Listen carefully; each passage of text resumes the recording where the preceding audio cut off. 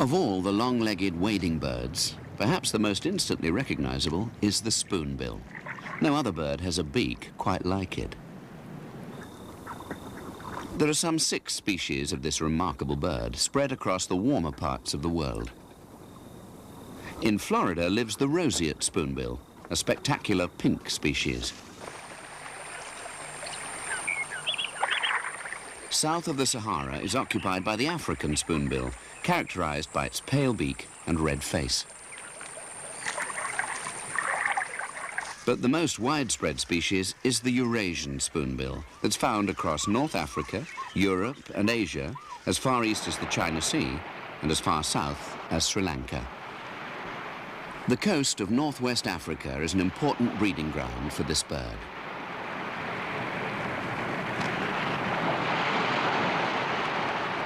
But every year, a small, distinct group of spoonbills heads off northwards. Their destination, the Netherlands, where they will feed and breed among the reedy dikes and wetlands in the northernmost part of their range. It's here that Dutch conservationists have gone to extraordinary lengths to save the spoonbill.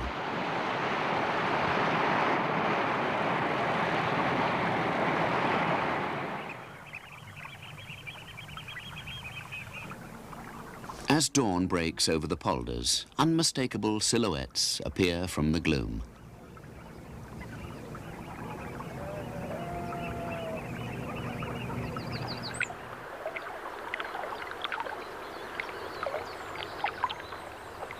The Dutch landscape is dominated by waterways and wetlands, the ideal habitat for many species of marsh plants, some widespread, like the thrift and the cornflower, others rarer, such as marsh orchids and night orchids.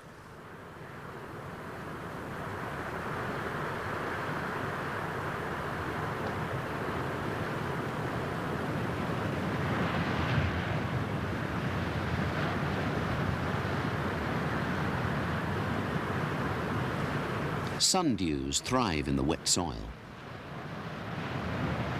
So too does the cotton grass.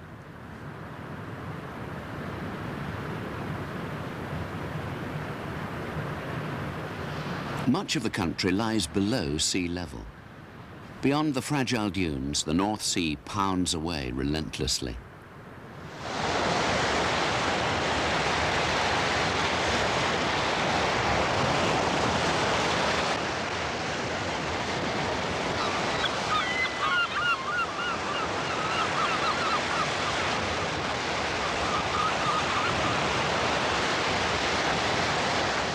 Only careful engineering and constant management prevents erosion and the sea from flooding in.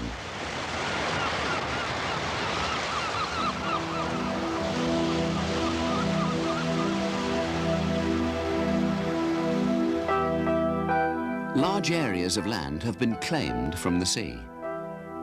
It's to this patchwork of marshland and shallow lagoons, crisscrossed by a regimented network of reed-lined dikes and canals, that the spoonbills return every year. Early spring marks their arrival.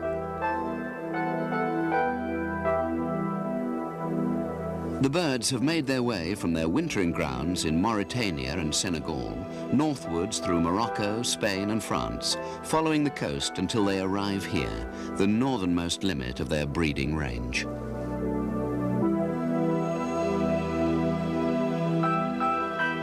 Over 300 pairs breed here in the Netherlands, almost twice as many as in the 1960s, when pollution in general and insecticides in particular caused a sharp decline in their numbers.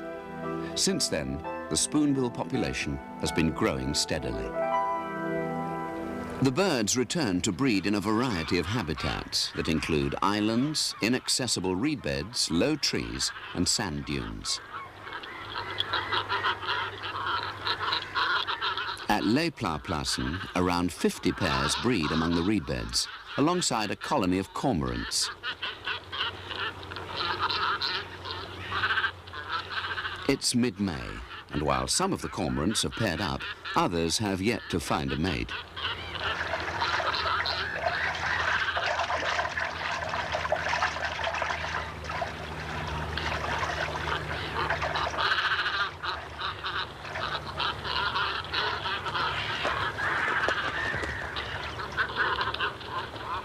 By now, the majority of the spoonbills are in pairs, and nests are being constructed on or near the ground.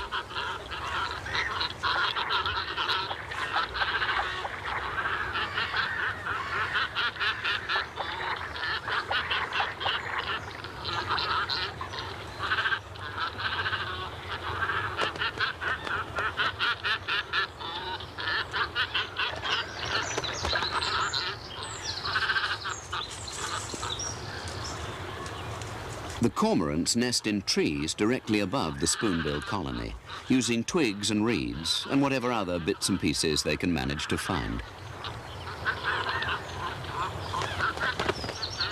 During the breeding season, both male and female spoonbills develop an orange collar, a yellow throat, and a crest of long, narrow feathers. Mating takes place regularly during the course of the nest construction.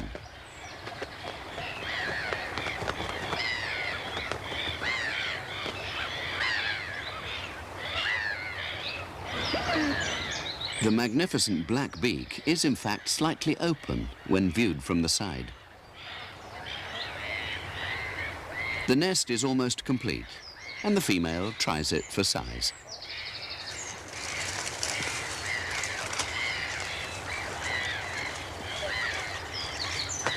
Both sexes help in the collection of material for the nest.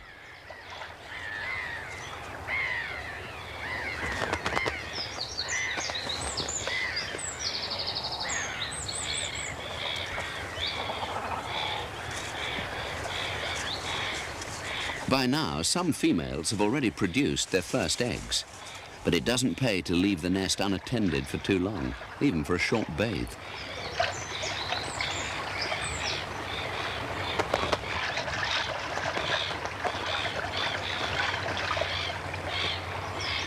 Herring gulls are notorious egg thieves and are quick to pounce on any unguarded eggs. It's not a disaster for the spoonbill. She'll lay 3 or 4 eggs in total, one every 2 or 3 days.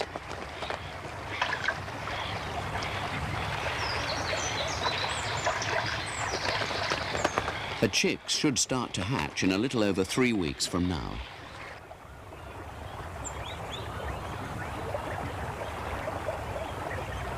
It's now mid-June, and at the spoonbill colony at Des Moines on the island of Texel, the chicks are growing well.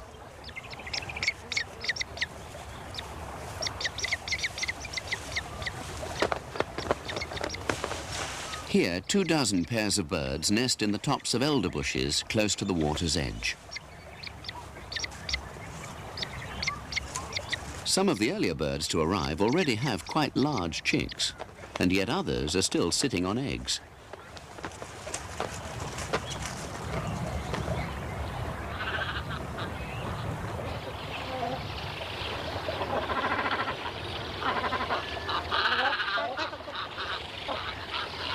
Over at Les Plaplassen, most of the chicks have hatched.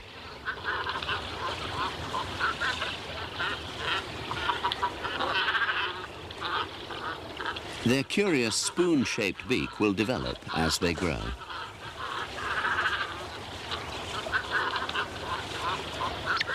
At this age, they're fed on semi-regurgitated food, so a large beak would only be a handicap for both parent and chick.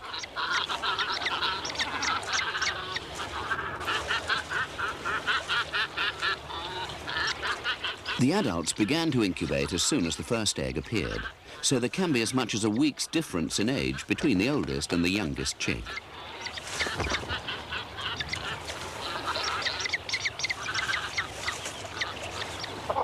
Both parents share the task of feeding the offspring and keeping the nest clean.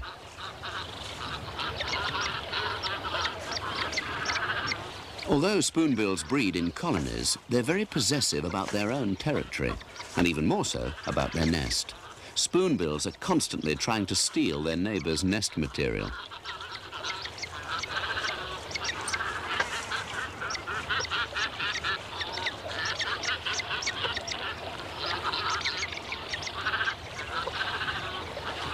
Spoonbill colonies are surprisingly quiet places. The chick's food call is quite soft, and the adults rarely make a sound at all.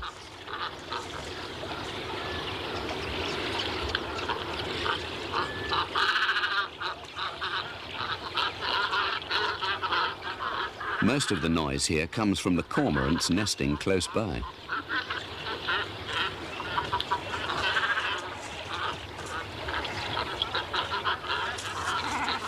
Many of the young birds are still trying to master the art of handling nest-building material.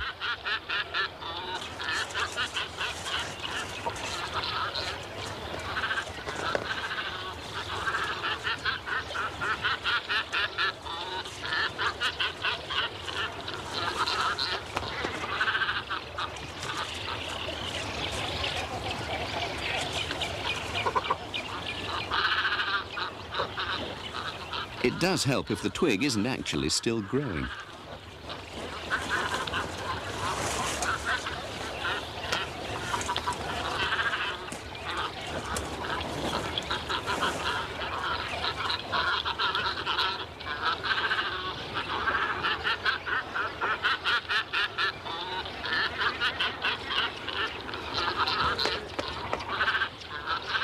Adult cormorants are quite magnificent birds, as sharp-eyed as any eagle.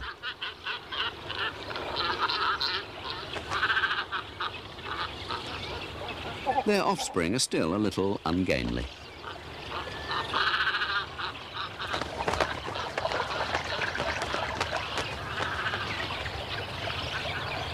The Phragmites reed beds that abound in this part of the Netherlands are a haven for other bird life. A party of bearded tits passes through. They're always associated with Phragmites, and outside the breeding season they move around in troops of a dozen or so.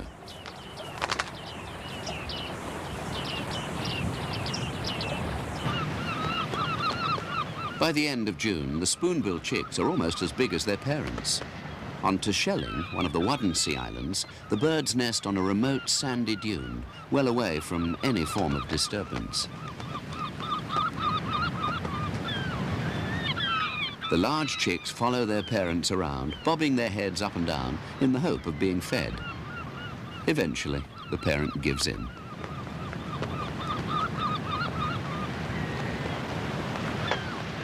Herring gulls also nest here amid the marram grass and, given the chance, steal spoonbill eggs, but they do provide an early warning against predators. Other neighbours are less destructive.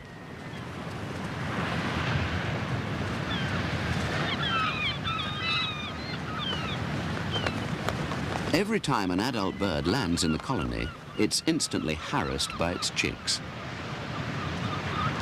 Any day now, the chicks will follow their parents on fishing trips to learn how to use their highly specialized beak.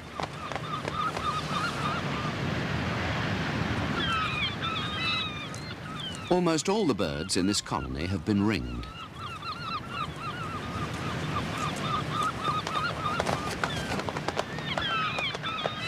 It's one of the few places where scientists can reach them without causing too much disturbance.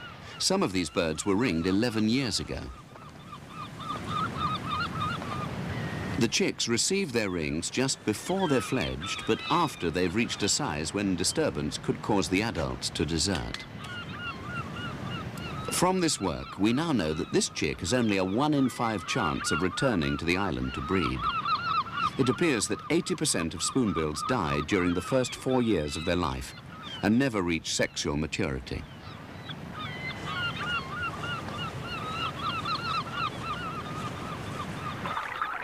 In contrast to their African wintering grounds, where they feed exclusively in the sea, the Dutch spoonbills feed both in salt and in fresh water.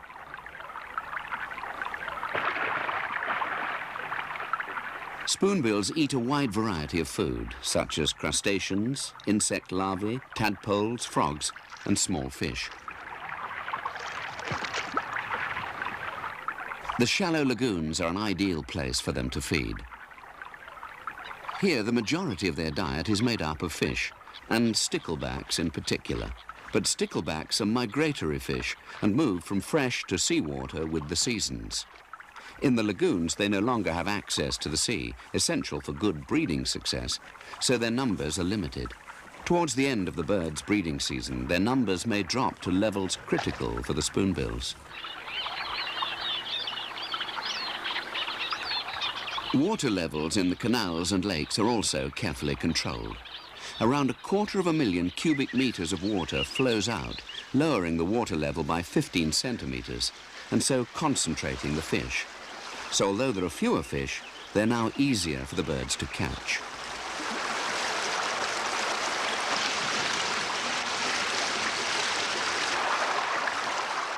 Areas that were once too deep for the spoonbills to feed in are now accessible.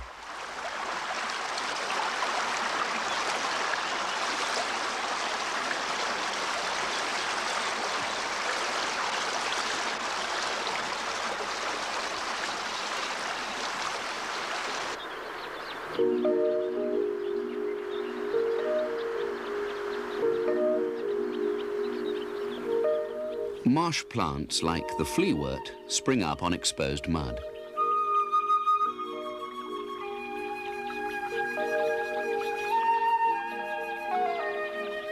But these fish haven't been left high and dry. They're spawning in the warm shallows.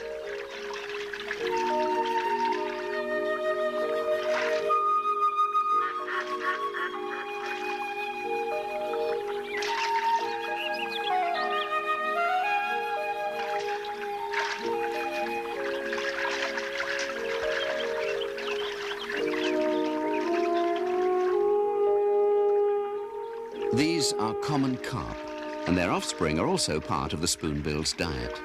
Young carp, zander and bream are an important source of food for the birds, as the stickleback numbers drop.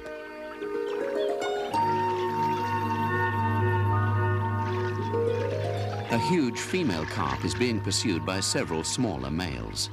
As she scatters her spawn, the males fertilize the eggs.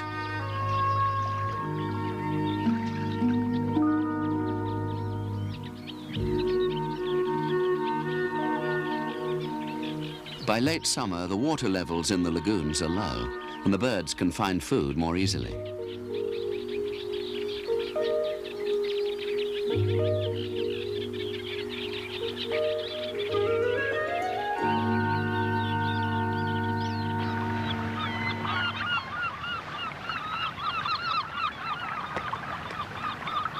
It's now that the chicks accompany their parents to the water in search of food. Feeding in the muddy water doesn't worry the birds. Their beak is very sensitive, and prey is found by touch. They've learnt to dabble a little themselves, but they still rely on the adults for much of their food.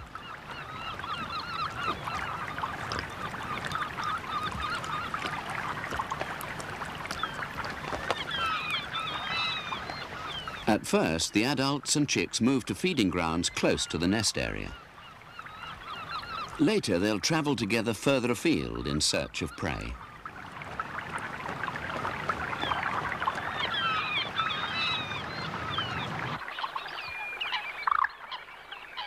It's been estimated that a spoonbill catches, on average, 2 sticklebacks every minute. Given that they spend up to 8 hours a day foraging, that could be as many as 1,000 fish per bird per day. A colony of 50 spoonbills probably gets through over 1 million sticklebacks a month.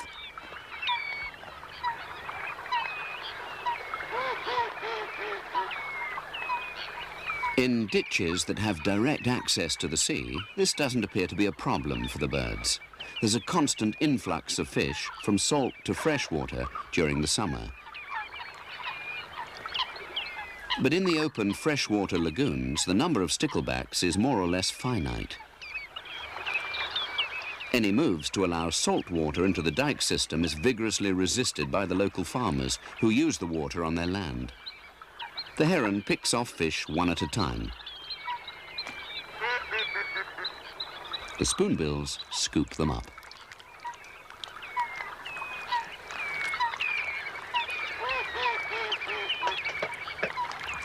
The spoonbill has 2 different feeding techniques.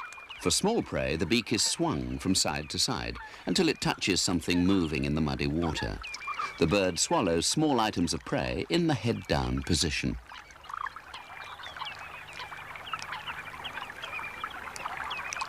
Larger fish are detected in the same way, but then chased until caught.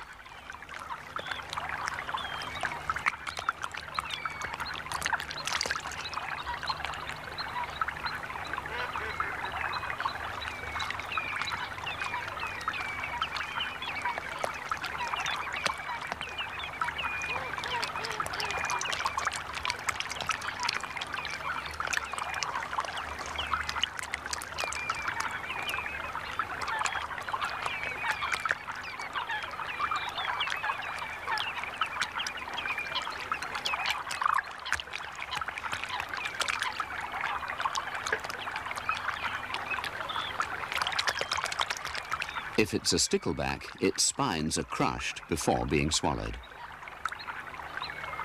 Here, the birds continue to feed and build up their reserves for the long journey back to West Africa.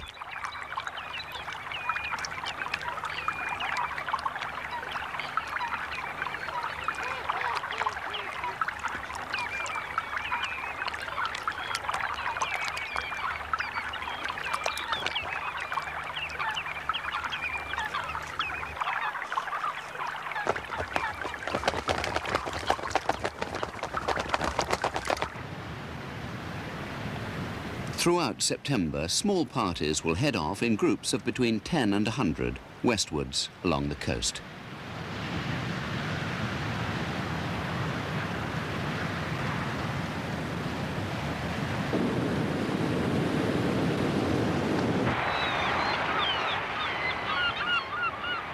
Some may turn up in England, in the fens and along the coastline of East Anglia.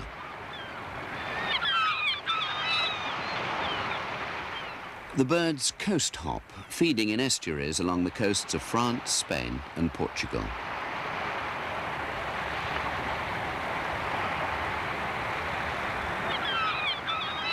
If the spoonbill is to survive in Europe, it's essential that these areas are protected too.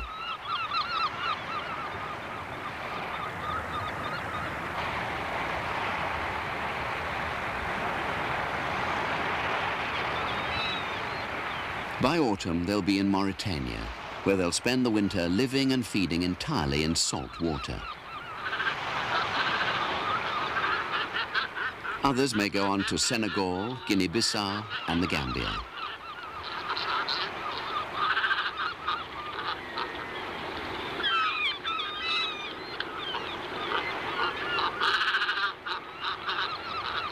Like most other ibises and herons, spoonbills worldwide are under threat from the drainage and pollution of their wetland habitat.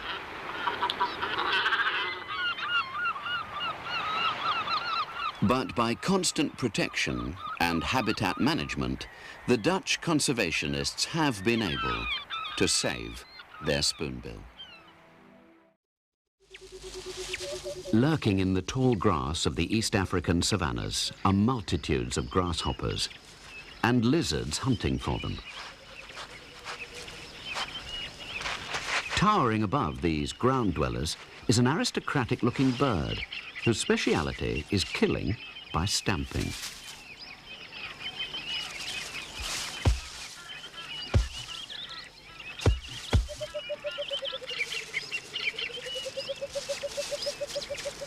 There's a puzzle about this long-legged hunter.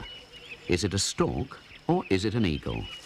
Its body and long legs are certainly like those of a stork, but its head and hooked beak are more like an eagle's.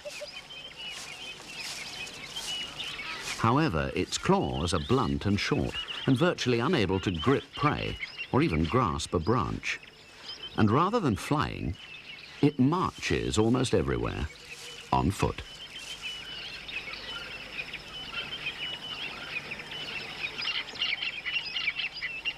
They're commonly known as secretary birds, probably not for their long legs or feathered finery, but on account of the dark quills on their heads, reminiscent of the quill pens that centuries ago lawyers' clerks used to tuck behind their ears.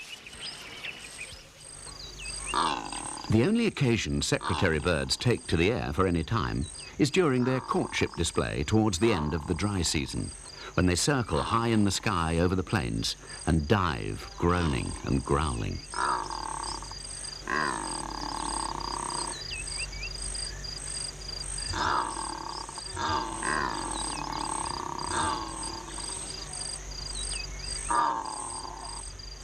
In general, the secretary bird leads an earthbound existence, although not quite as earthbound as ostriches. It's no coincidence that ostriches and secretary birds have features in common. Their long legs are designed for walking, and their long necks give a better view of the surroundings. In this area of Tsavo in Kenya, secretary birds and ostriches share the same habitat and often meet. A couple of young females are displaying at a secretary bird that's landed near them.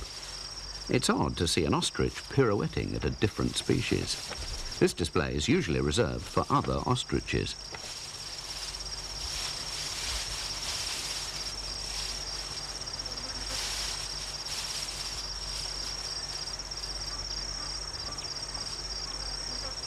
Several large flamboyant birds live in the grasslands of Savo.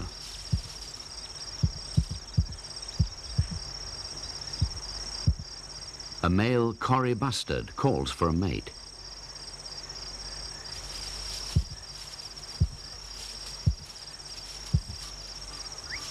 Like the secretary bird, a bustard will travel long distances in search of different types of food. But it steers well clear of several items which the secretary birds actively search out.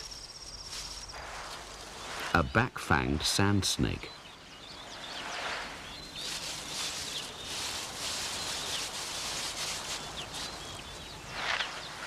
The aim is to flush the prey out of the grass and then kill it with violent blows from the feet.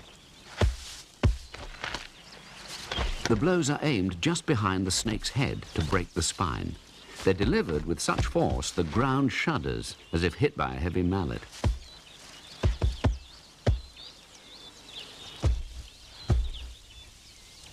When the snake no longer moves, it's swallowed whole.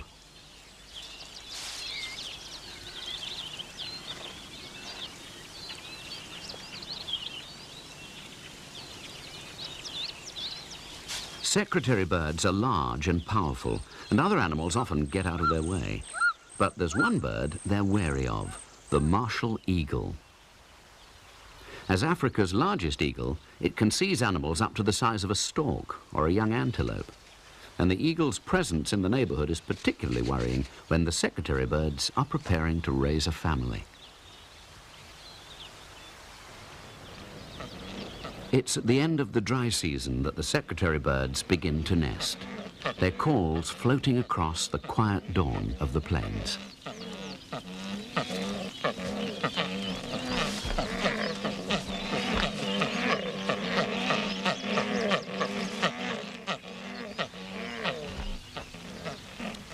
A family of bat-eared foxes catch the first rays of the sun. Later, the heat will drive them into their burrows underground. Secretary birds mate for life, but may split up during the drier months, coming together again to breed. Now they must decide where to nest. The male leads the way. A pair of secretary birds may be together for 20 years. During this time, they build 6 or more nests in their territory, which is around 10 square miles. Each season, the male must choose which one to renovate. For some reason, this one isn't right.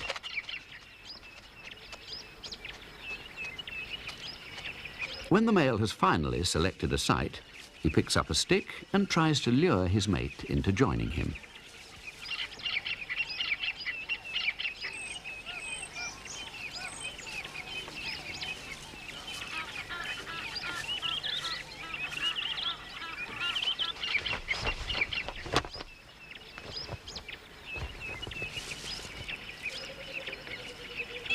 The male bows to the female to entice her into the nest.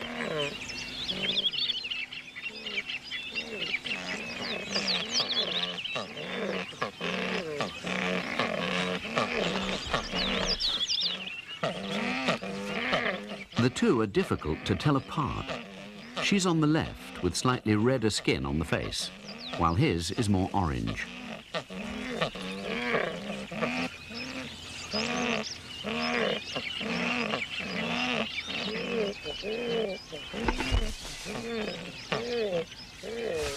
The next move in the ritual is for the male to bring in another stick. This time it's her turn to call him back to the nest.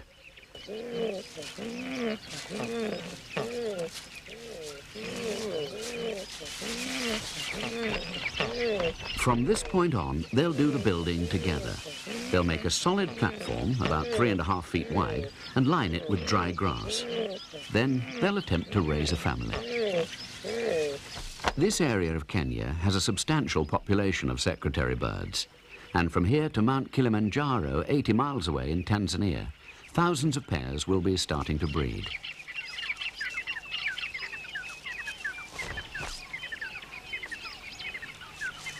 The first egg will be laid 2 weeks after they mate successfully.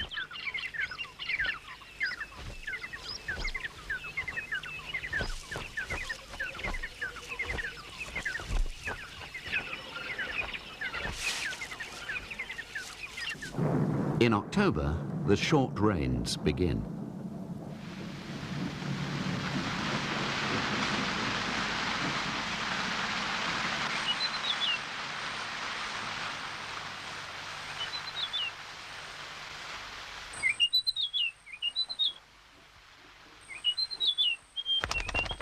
The wing flaps are part of the flappet lark's breeding song.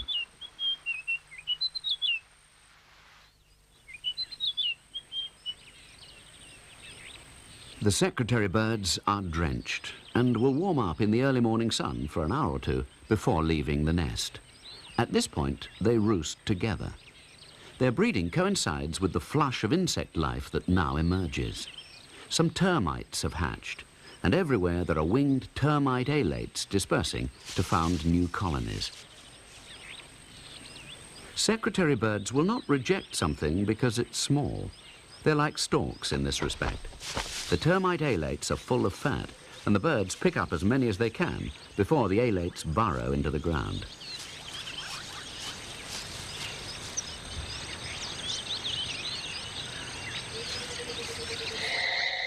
The water holes fill up.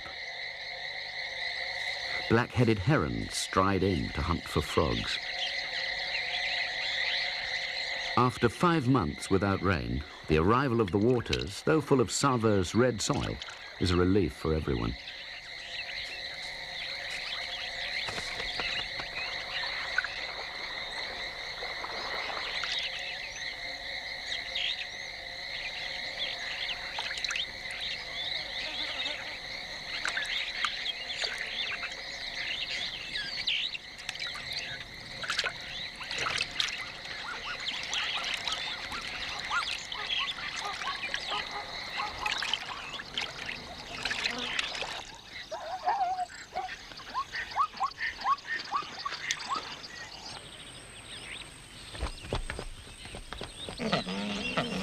The final touches to the nest are surprising. The birds bring in pieces of animal dung, perhaps to cushion the eggs.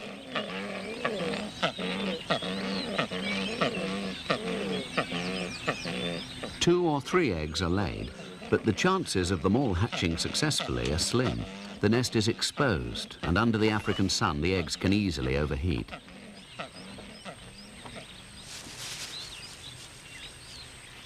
The female constantly tends the eggs and shades them with her body. The two birds take turns at incubating the eggs during the day, but the female always does the night shift, and the male goes to roost in a nearby tree.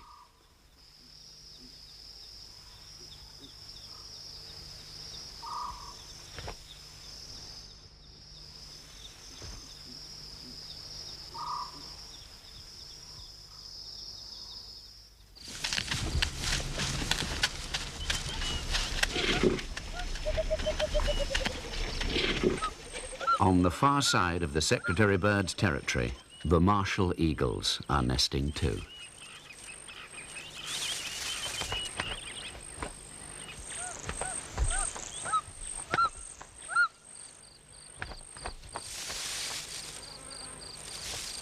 These formidable eagles break off branches up to 4 feet long with their talons, something a secretary bird could never do.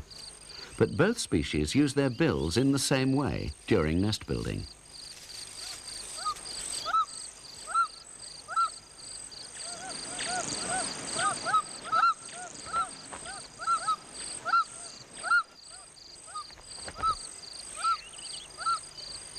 The secretary birds are nervous of the eagles.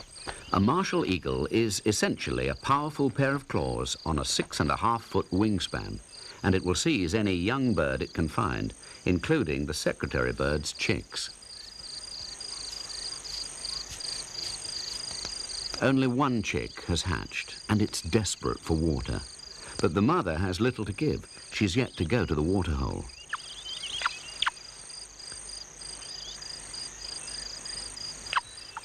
The chick is only a few days old, and one or other parent is here to protect it at all times. Shading the downy bundle from the sun is vital in this open nest.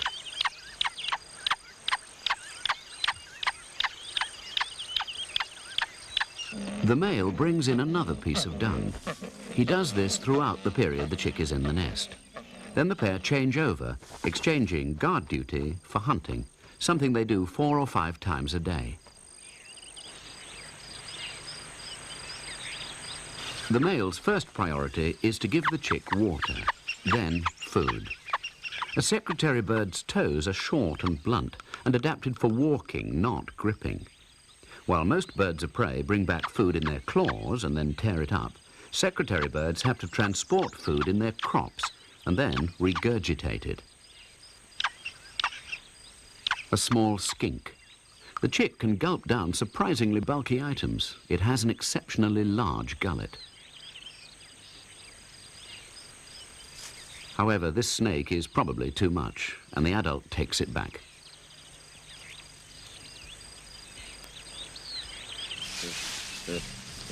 Among the many animals which share the secretary bird's territory are ground hornbills. The hornbill adults have large patches of red skin, which they can inflate. Their lifestyle is rather like the secretary birds. They too are ground dwellers which hunt grasshoppers and reptiles. They flush out their prey in a similar way, but the method of execution is different. The ground hornbills are also expert snake hunters, but instead of stamping on the snakes, they crush and shake them to death.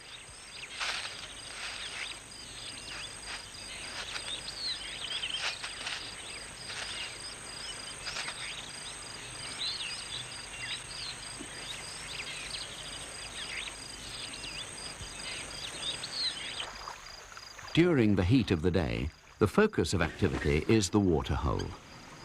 Marabou storks joust in the sun. They spread their wings to cool off.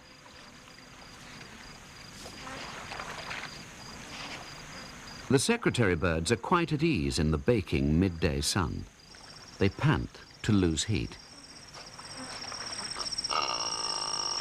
Groups of secretary birds that aren't breeding this year concentrate at the dwindling supplies of water. And their presence isn't appreciated by the territorial male. That's him on the offensive.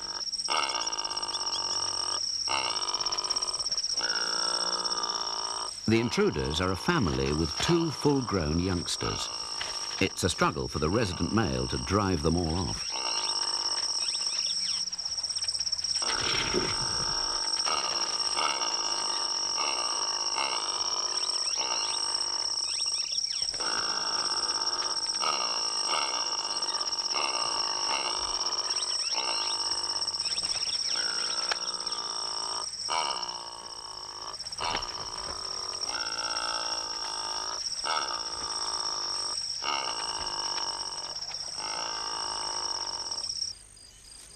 At the nest, the chick has to endure the heat on its own, though its thicker down helps to insulate it.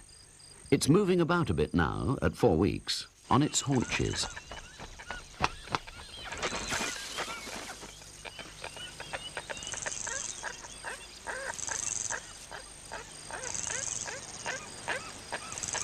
The chick gobbles up a small rat.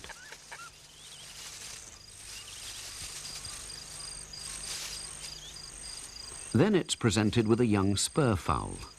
But despite the chick's large gullet, it won't go down. Due to small claws, the secretary bird finds it difficult to break up the prey.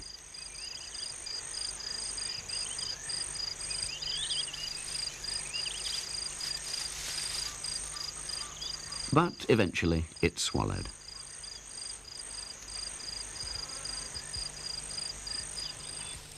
Sand snakes can grow up to 6 feet in length.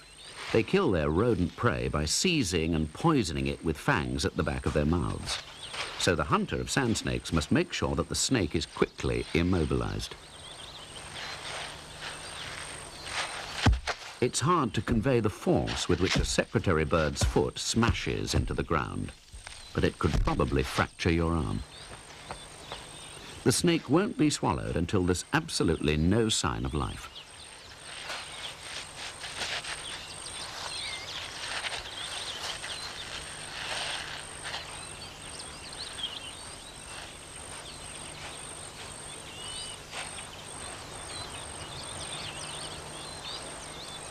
At the nest, the chick is beginning to get on top of its enormously long legs. It's been on its haunches for several weeks.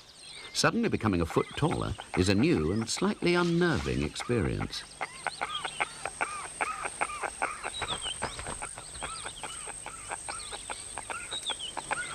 Now the chick is 2 months old, a typical crop full of food might contain 20 grasshoppers, 6 lizards, and a mouse. There's a sand snake too, and the chick can cope with one now.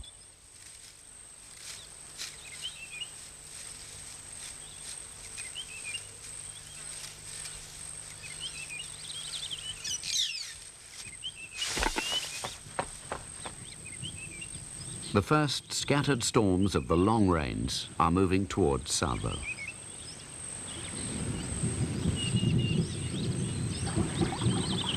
The rain fell 30 miles away in the hills. The Savo River is flooding.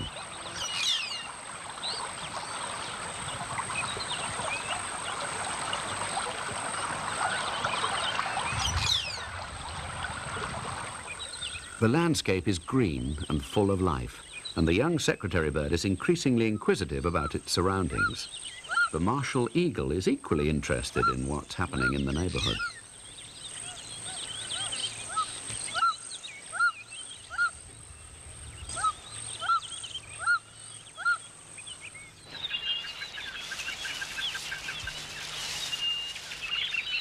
To bystanders, the chick presents a strange sight, exercising its wings, jumping up to 8 feet in the air. It's some 2.5 months old now, and near to fledging.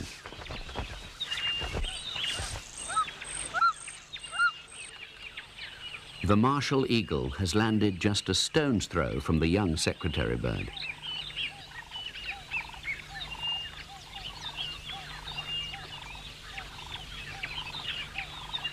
The male is on the alert.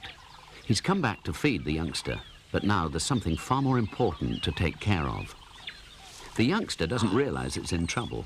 It wants food. The male makes for the vantage point of a tree. Then it launches its attack.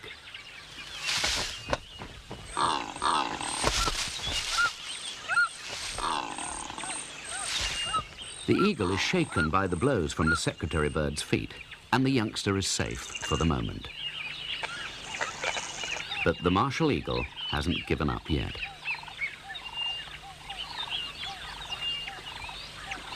The male is still very disturbed by the eagle being so near the nest. The chick remains unaware of the danger. Suddenly it gets carried away with its own flying and takes off in a gust of wind.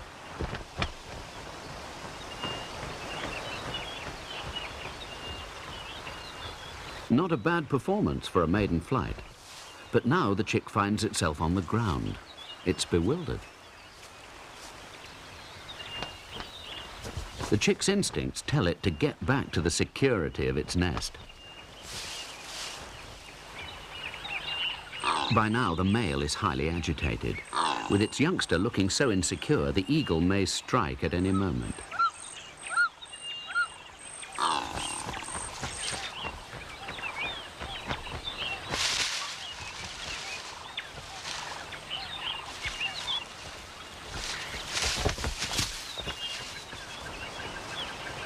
In the midst of all this, the female arrives at the nest to feed the youngster.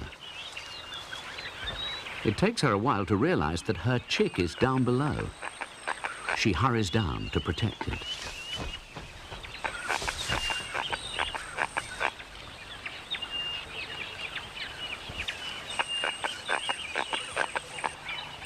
The male will tolerate the eagle no longer.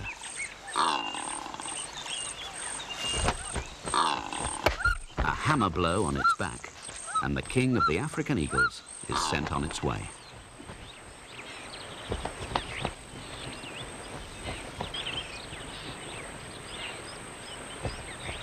And the chick can be fed in peace. Over the next few months, it'll accompany its parents and slowly learn how to hunt for snakes and other prey. Secretary birds still defy complete description. People now think they're closer to eagles than to storks. A long time ago, their eagle ancestors probably took to hunting at ground level.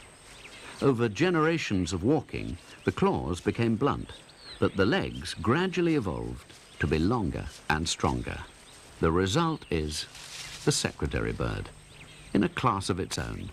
The only bird in the African savannah that has perfected the art of dispatching its prey by stamping on it.